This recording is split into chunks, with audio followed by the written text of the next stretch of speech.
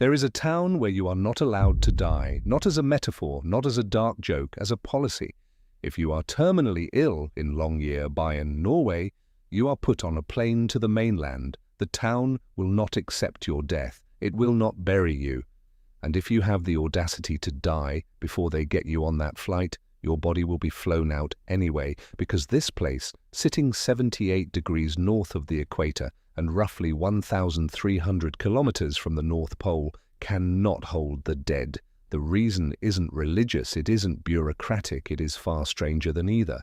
It is because the ground here never thaws, and in permanently frozen ground, bodies don't decompose. They are simply preserved for decades, for centuries, and inside some of those preserved bodies in the cemetery that has been closed since the 1950s, scientists found something that made the whole world pay attention. They found a virus, a pandemic virus, still alive, locked in frozen tissue, waiting. We're going to come back to that. But first, what kind of place is this? What does it mean to actually live here? And why, given everything this town asks of its residents, do people stay? The place itself. Longyearbyen sits on the island of Spitsbergen, in the Norwegian archipelago of Svalbard. It is the world's northernmost permanent settlement, not a research outpost, not a military base, a town with a supermarket, a university, a cinema, schools, restaurants, a church, a swimming pool, and approximately 2,400 residents from over 50 different countries. It is named after an American.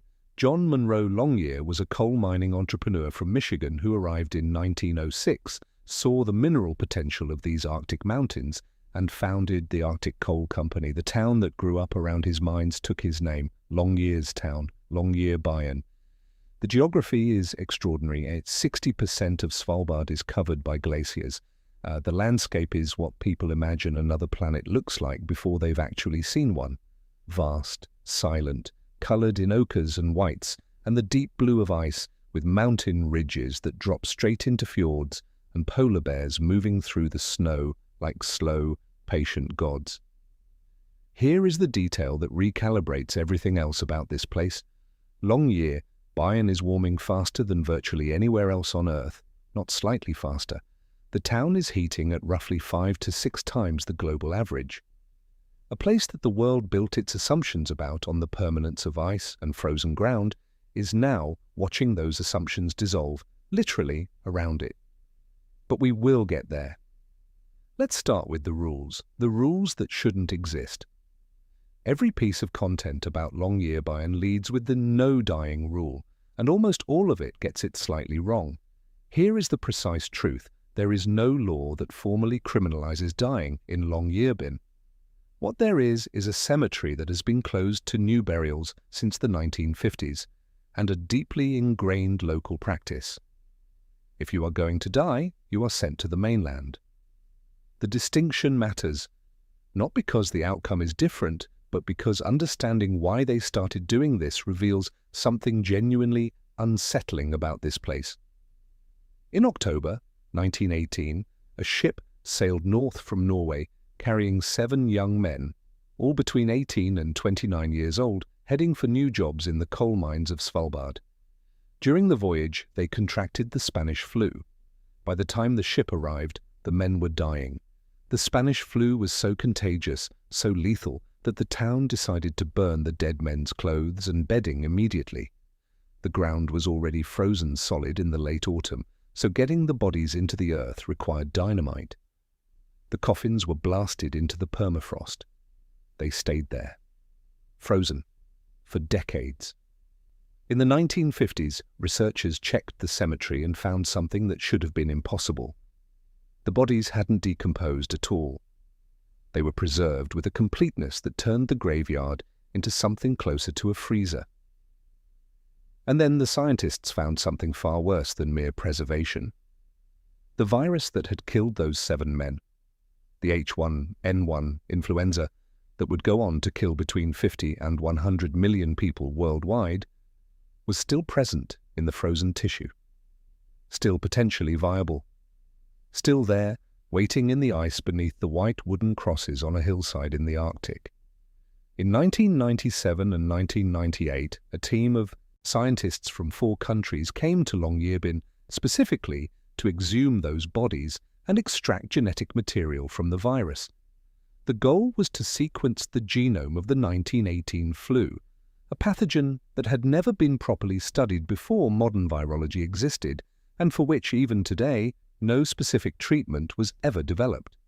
The experiment partially succeeded. Working carefully in the permafrost, they recovered enough material to contribute to the world's first sequencing of Spanish flu viral genes. Think about what that means. Locked beneath an Arctic town in a closed cemetery that tourists pass on their way to go snowmobiling is a biological archive of one of the deadliest pathogens in human history. And that archive is only accessible, only safe, as long as the ground stays frozen. The ground is no longer staying frozen.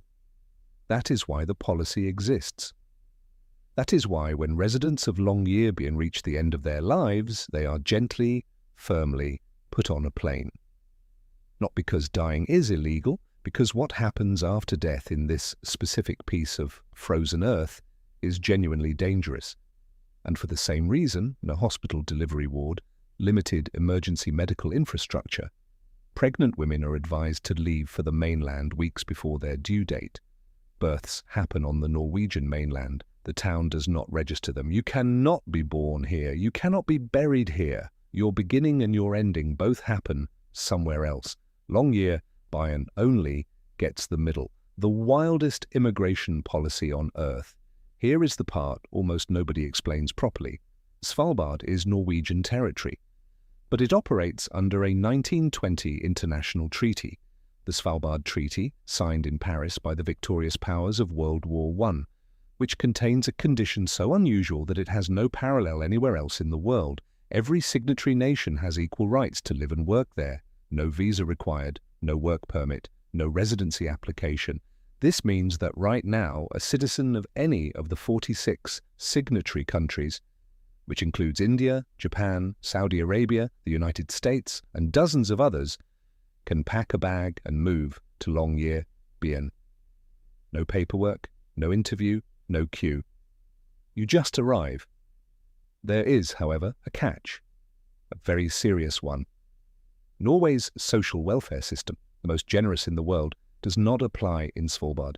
There is no unemployment benefit, no social housing, no state support for disabled residents, no elder care. If you lose your job in Longyearbyen, you do not get a safety net. You get a plane ticket home because the rule is explicit. You must be financially self-sufficient or you must leave. It is simultaneously the most open immigration system in the Western world and the most brutally Darwinian one. The most ambitious asylum seeker refused entry to mainland Norway can legally move to Longyearbyen and has no claim whatsoever on any Norwegian state support once they get there. You are free to come, you are free to stay, you must take care of yourself entirely. Most housing in Longyearbyen is owned by employers and tied to employment contracts. If your job ends, your home ends with it. There is a housing crisis here, not because there isn't enough space in the Arctic, but because the structure of the town makes independent housing almost impossible to access. The Norwegian state owns virtually all the land in Svalbard. You cannot buy a plot and build your own house. You rent from an employer. You live as long as your contract says you live. Living on Svalbard also does not qualify you for Norwegian residency or citizenship. You can spend 20 years here and have no pathway to a Norwegian passport. When you leave as you arrived, a guest, a worker, a temporary presence in someone else's sovereign territory. And there is one more rule that gets surprisingly little attention. If you travel to Svalbard from the Norwegian mainland, even as a Norwegian citizen, you must show your passport. Svalbard is not part of the Schengen area. It is Norwegian territory that exists outside Norway's own borders under a treaty framework that predates modern immigration law. Arriving in Longyearbyen from Oslo, Norwegians queue at passport control alongside everyone else. The polar bear problem. There are more polar bears on Svalbard than there are people. The human population of Longyearbyen sits at around 2,400. The polar bear population of Svalbard is estimated at around 3,000. The bears are not in a zoo. They are not behind fences. They walk through the outskirts of town. They have been found inside airport buildings. They have wandered onto residential streets. This creates a rule that sounds like a film premise. It is mandatory to carry a firearm when traveling outside the settlement boundaries. Not optional, not recommended, mandatory. The law requires that anyone moving beyond the town limits must have the means to defend themselves against a polar bear attack. Flare guns are also strongly recommended because the goal is always to scare the bear, not shoot it, as polar bears are a protected species. New university students arriving for their first year at UNIS, the University Centre in Svalbard, which is the world's northernmost university, receive mandatory firearms training before they are allowed to go on field trips. Young people who have never held a gun in their lives are taught how to use one as part of their academic orientation week because the wildlife outside the campus windows is genuinely capable of killing them. Inside town, weapons must be secured. Public buildings, bars, restaurants, the church have signs at the entrance asking you to leave your firearm outside. So the church has a gun rack. The bar has somewhere to put your rifle. This is simply normal. The relationship with polar bears here is not adversarial in the way you might expect. Residents speak about them with a mix of deep respect and matter-of-fact caution. A bear near town is logged and monitored. A bear that poses immediate danger is driven away. A bear that cannot be driven away is a last resort. The town's relationship with its apex predator is less war and more coexistence under tension. The kind of coexistence where you simply never forget who the landscape actually belongs to. Russia is watching. Here is the thing about that 1920 treaty that almost nobody adds to the end of the story. Russia signed it. The Soviet Union, which inherited those treaty rights, used them aggressively. From the 1930s onward, the USSR established coal mining operations on Svalbard, not primarily for the coal, which was economically marginal, but for the strategic foothold. A Soviet presence on Norwegian-administered Arctic territory, guaranteed by international law, was geopolitically priceless. At peak operation, the Soviet settlements at Barentsburg, Pyramiden, and Grumont housed up to 3,000 Russian and Ukrainian workers. The flagship settlement, Pyramiden, named for the pyramid-shaped mountain above it, was a showcase of Soviet ambition, a self-contained utopian community with a swimming pool, a theatre, a canteen serving fresh food, Lenin busts, red banners, and a piano that is said to still sit in the cultural centre. In 1998, Pyramiden was abandoned almost overnight. The workers packed what they could and left. What remains is one of the strangest ghost towns on Earth, a perfectly preserved Soviet settlement frozen in 1998 in the most literal possible sense, surrounded by Arctic ice. Barentsburg still functions, barely. Around 400 people, now almost entirely Russian since most of the Ukrainian residents left after Russia's invasion of Ukraine in 2022, continue to live and work there under the banner of the state mining company Arctic Trueglobe. The Lenin statue still stands on the main street, staring out across the fjord.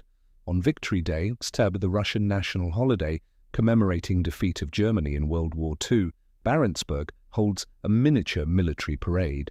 Snowmobiles and 4x4s displaying Russian flags, a naval parade of small boats in the harbour. In the Arctic, 60 kilometres from the Norwegian town of Longyearbyen, on Norwegian-administered territory, Russia holds military parades. After the invasion of Ukraine, a Russian Orthodox bishop arrived and planted a large cross in the abandoned town of Pyramiden. Norway watched. The meteorologist at Longyearbyen Airport told a reporter that he still sends his weather readings to Barentsburg every morning. He never gets a reply.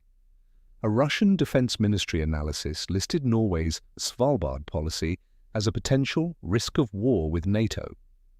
The treaty that was supposed to be a permanent diplomatic settlement of Arctic sovereignty is now a live geopolitical flashpoint, and Longyearbyen, a town of 2,400 people sitting on permafrost at the top of the world, is on the front line of it. The Doomsday Vault and the Melting Future. A few kilometers from Longyearbyen, buried deep inside a mountain, is the Svalbard Global Seed Vault. You have probably heard of it. What you may not know is what happened to it in 2016, and what that event revealed about this place's future. The vault was designed to be humanity's ultimate insurance policy, a repository for seeds from every important food crop on Earth, stored at -18 degrees Celsius inside a mountain of Arctic rock. The designers chose Svalbard specifically because the permafrost would keep the seeds frozen even if the mechanical cooling systems failed. The location was chosen because it was supposed to be beyond the reach of any foreseeable disaster. Built into the mountain, sealed, forgotten safely for generations. In the winter of 2016, warm air temperatures and unusual rain caused the permafrost around the vault entrance to melt. Water flooded into the 100-meter access tunnel. It froze there, creating conditions that witnesses described as like a glacier inside the entrance corridor. The seeds were not reached. They sat safely behind another vault door deep in the mountain. But the electrical equipment in the tunnel was damaged.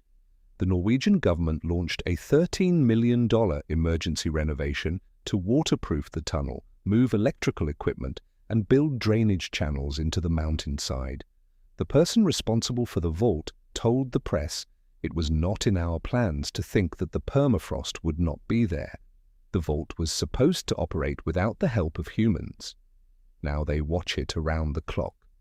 The vault, built to outlast civilization, needed emergency repairs because the Arctic stopped behaving the way it was supposed to.